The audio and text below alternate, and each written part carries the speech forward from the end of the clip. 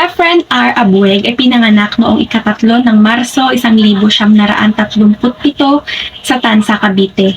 Isa siya sa iginagalang na nobelista, kwentista, mananalaysay at kritiko sa kanyang panahon. Sumulat at nag-edit ng maraming sangguniang aklat si Abueg na ginagamit hanggang sa kasulukuyan sa pribado at pampublikong paaralan mula elementarya hanggang kolehiyo.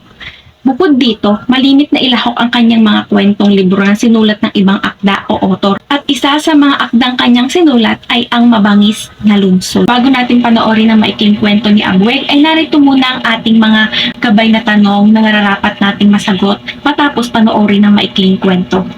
Iyan ang mga nararapat nating malaman at maunawaan sa ating talakayan. Handa na ba kayo?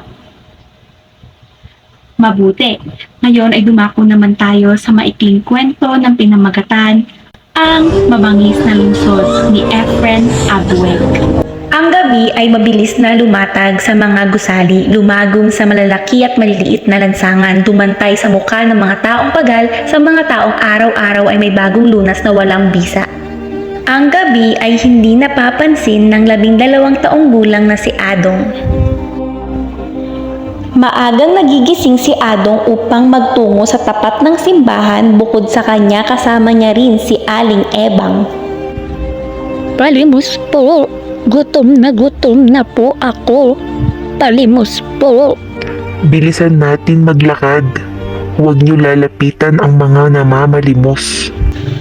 Habang pinabubuti ni Adong ang paglalahad ng kanyang palad, biglang may sinabi si Aling Ebang.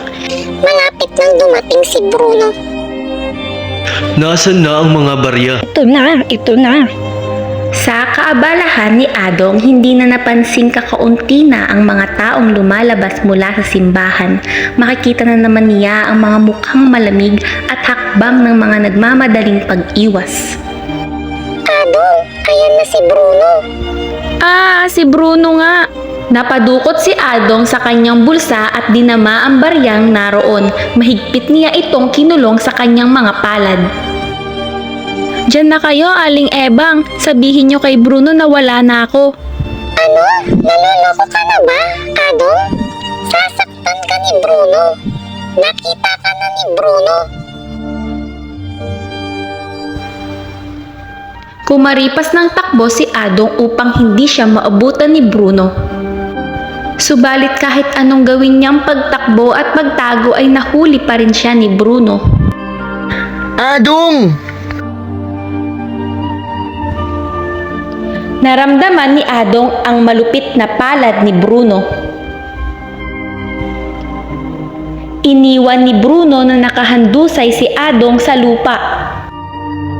Nang biglang, Mahal, bata ba iyon?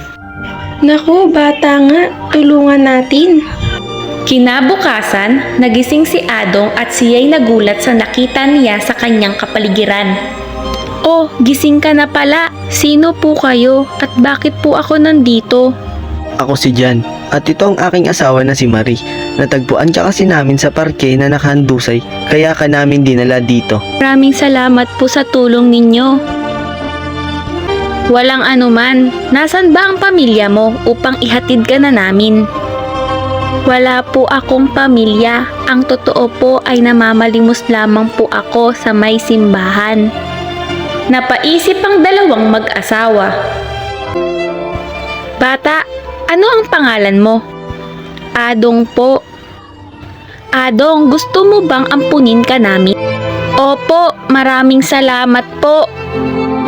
Simula nooy nagbago na ang buhay ni Adong at sa unang pagkakataon na siya'y nakaramdam ng pagmamahal ng isang ina at ama.